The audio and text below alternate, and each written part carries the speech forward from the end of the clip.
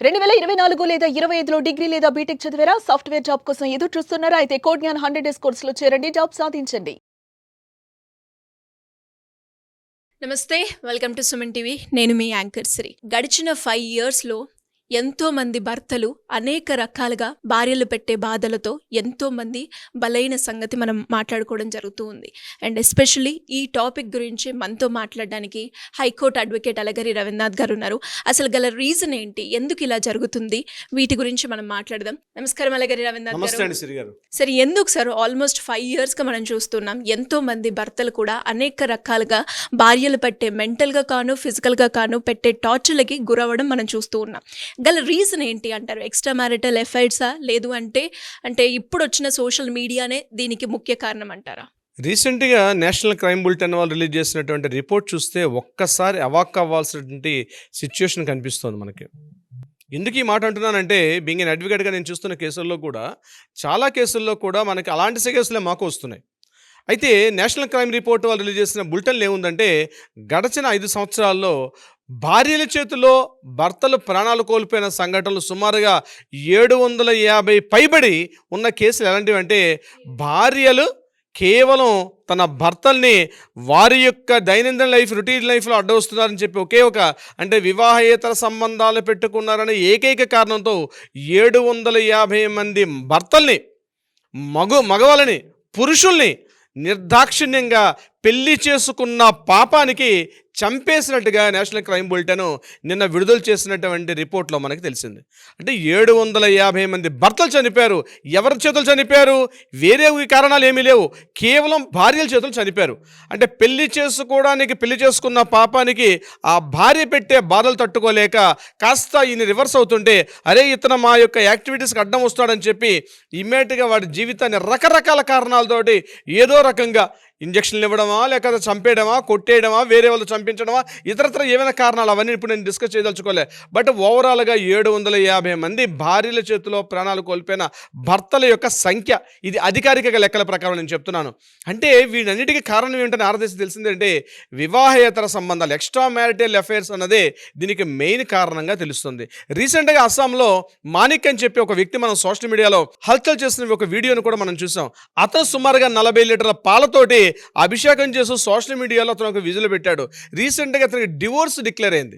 Divorce declare ఎందుకను, నాకు కొంత relief వచ్చిన ఉద్దేశంతో ఆయన వీడియోలో ఒక 2 నిమిషాలు మాట్లాడి, నా భార్యతో నాకు విడాకులు మంజూరు అయిపోయింది, అతని 40 లీటర్ల పాలని తన పూర్తిగా శిరస్నానం చేస్తూ పూర్తిగా ఈ రోజుతో నాకు దరిద్రం వదిలిపోయింది అన్నట్టుగా అతను మాట్లాడుతూ ఒక వీడియో పెట్టడం జరిగింది. అయితే ఇంట్రెస్టింగ్ ఏంటంటే, అతను వీడియో పోస్ట్ చేసిన తర్వాత ఆ వీడియో కింద కామెంట్స్లో వచ్చిన కామెంట్, ఫస్ట్ కామెంట్ నేను మీతో షేర్ చేసుకుంటాను. నువ్వు బతికి బయట కట్టావా, పెళ్లి చేసుకున్న పాపానికి నువ్వు బ్రతికి బయటపడ్డావు, లేకపోతే ఇంకా పెళ్ళాని చేతిలో చావకుండా నీకు అదృష్టం బయటపెట్టి నీ అదృష్టం బాగుండబట్టి నువ్వు బ్రతికి బట్ట కట్టావు బయటికి, లేకపోతే పెళ్ళాని చేతులు ఈ పడిగా చావు చచ్చేవాడు అని చెప్పి. అంటే పెళ్లి చేసుకోవడం అన్నది ఏదో ఒక సందర్భంలో మొదటిగా మోసం వచ్చేట్టుగా చివరికి అడ్డొస్తే భర్తను చంపేసే మహిళా మళ్ళీ అధికమైపోయారు అని చెప్పడానికి ఈ కామెంట్ కూడా ఉదాహరణ. ఇక రకరకాల కామెంట్లు చూసాం మనం. నీ దరిద్రం వదిలిందనో, ఆమె నిజంగా ఈ రోజుతో నీకు మంచి భవిష్యత్తు స్టార్ట్ అవుతున్నాను అంటే, చిన్నప్పుడు ఎడ్యుకేషన్ అయిపోయిన తర్వాత ఉద్యోగం వస్తే, ఉద్యోగం అయిన తర్వాత భర్త గారే నీకు ఏంటో నీ పని అంటే ఇంకా పెళ్లి చేసుకోలేదని అడుగుతారు. కానీ ఇప్పుడున్నటువంటి మోడర్న్ సొసైటీలో నాకు వచ్చే కేసులు, సార్ పెళ్ళి అంటేనే పెద్ద headache sir, happy life deal చేస్తున్నాను, సింగిల్గా ఉంటున్నాను, ఇష్టమైతే అమ్మాయితో లివింగ్లో ఉండొచ్చు, లేకపోతే ఫ్రీగా ఉండొచ్చు కదా సార్, ఈ లక్షలు ఖర్చు పెట్టి పెళ్లి చేసుకున్న తర్వాత నేను ఆ బాధలు పడలేక ఈ యొక్క నరకంలో పోతున్నాను సార్, ఇక అక్కడితో అయిపోతుందా? లేదు, నేను ఏ మాట అన్నా ఈరోజు ఆడవాళ్ళకి చట్టాలు కాబట్టి 498 డీవీసో ఇతరత్ర ఏమైనా కేసులు పెట్టి మమ్మల్ని మెంటల్గా హెరాస్మెంట్ చేయడం, ఇతరు ఇంకా గట్టిగా మాట్లాడితే ఏమైనా ఆమె చేస్తున్నటువంటి ఆగాయిత్యాలు తట్టుకోలేకపోతే ఉన్న ఫైన్ డే ఏదో శవమై తేలిపోవడం జరుగుతుంది, ఇవి తట్టుకోలేకపోతున్నాం సార్ అని చెప్పి నా దగ్గరకు వచ్చే కేసులు కూడా చాలామంది మాట్లాడుతున్నారు. అంటే ఇప్పుడు చెప్తున్న నేషనల్ క్రైమ్ రిపోర్ట్ కూడా అలాగే ఉంది. అంటే పెళ్లి చేసుకునే తంత ఇంకా రాను ఇక కొద్ది రోజులు తగ్గిపోయే ప్రసక్తి ఉంటుంది. ఎందుకంటే ఎలా అయిపోయింది పరిస్థితి, పూర్తిగా ఆడవాళ్ళ చేతికి అన్నీ ఇవ్వడం జరిగింది. అంటే ఇంకా చట్టాలన్నీ వాళ్ళకే సపోర్ట్ చేస్తున్నాయి. ఆమె ఎంత హెరాస్మెంట్ చేసినా, ఆమె ఎంత బాధ పెట్టినా, ఆమె ఎన్ని రకాల మానసికంగా, శారీరకంగా, ఆర్థికంగా, సామాజికంగా అన్ని రకాలుగా ఇబ్బందులు పెడుతున్నా పల్లెత్తు మాట అనలేని దుర్భర స్థితిలోకి వచ్చేసాడు ఈరోజు మొగుడనే లేదా భర్త అనే ఒక వ్యక్తి, ఒక జీవి. ఎందుకు ఈ మాట ఇంత కఠినంగా వాడుతున్నానంటే పెళ్లి చేసుకోవడం అంటే పెళ్లి చేసుకున్న తంతులో మనకు కనిపిస్తుంది. ఆ క్షణం మాత్రమే తలదించుకొని తాళి కట్టించుకుంటుంది. ఆ రోజు మాత్రమే తల ఎత్తుకొని తాళి పెట్టి కడతాడు. ఆ క్షణం తర్వాత నుంచి ఆమె తల ఎత్తుకొని తిరుగుతుంది. వీడు మాత్రం తలదించుకొని తిరగాల్సిన పరిస్థితి వస్తుంది. ఎదురు సమాధానం చెప్పలేడు, ఎదురు మాట్లాడలేడు. ఎందుకు ఖర్చు పెడుతున్నావు అని అడిగి నిలదీసే పరిస్థితి.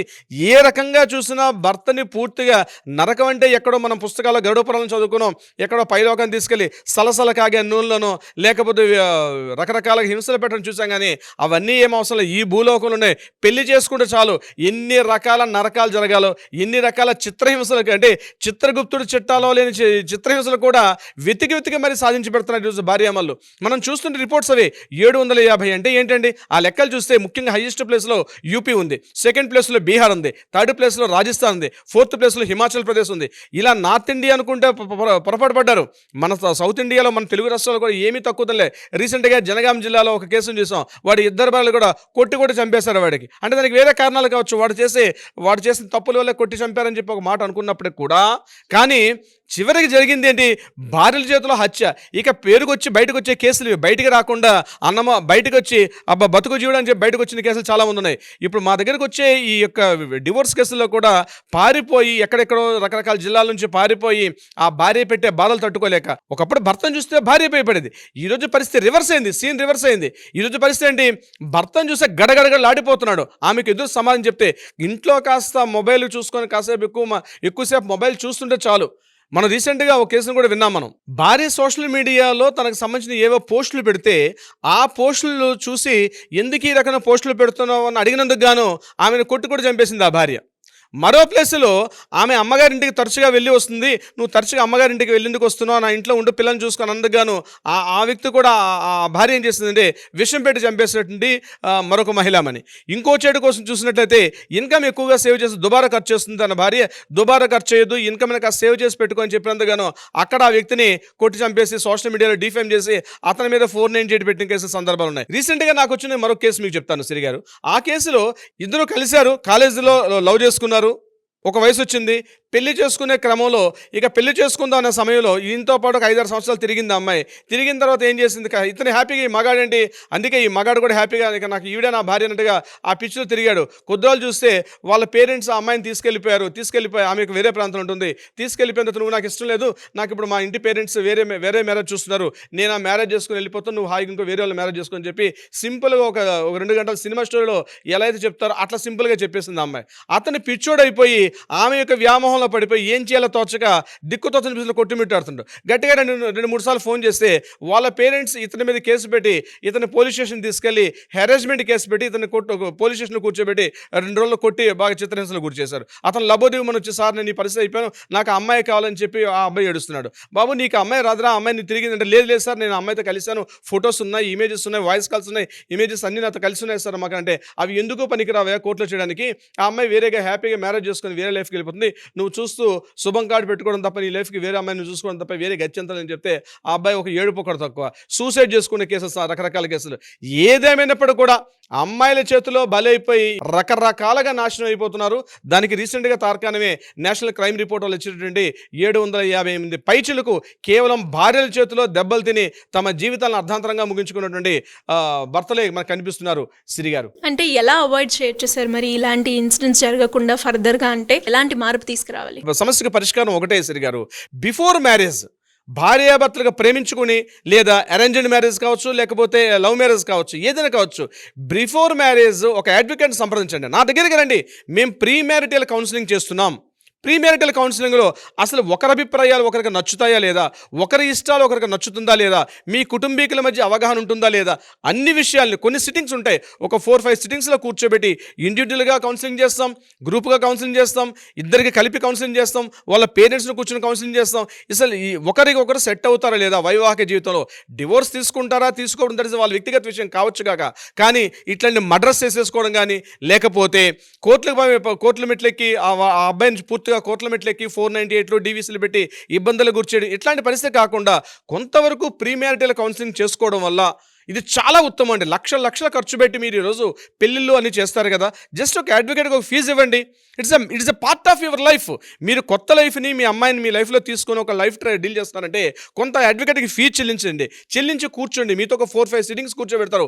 ఒకవేళ ఏమైనా మిస్టేక్స్ ఉంటే వాళ్ళిద్దరూ అండర్స్టాండింగ్లో ఉంటారా లేదా, ఇందులో ఎవరికైనా ఎవరి మెంటాలిటీస్ ఎలా ఉంటాయి, కూర్చొని పూర్తిగా ఒక మైండ్ సెట్లో మనం కౌన్సిలింగ్ చేస్తాం కాబట్టి సెట్ అవుతారా సెట్ కారా, ఒకవేళ సెట్ అయినా సరే ఈ రకమైన ప్రాబ్లమ్స్ వస్తాయని చెప్పి ముందే మిమ్మల్ని ఒక సైకలాజికల్గా లీగల్ సైకాలజీ పరంగా మిమ్మల్ని అనాలిసిస్ చేసి వాళ్ళిద్దరు కూడా ఒక కొత్త జీవితంలోకి ప్రవేశించే ప్రయత్నం చేయొచ్చు. కొంతవరకు మేము దాంట్లో సఫలీకృతం ఇప్పటికే చాలా కేసులు చేస్తున్నాం మేము.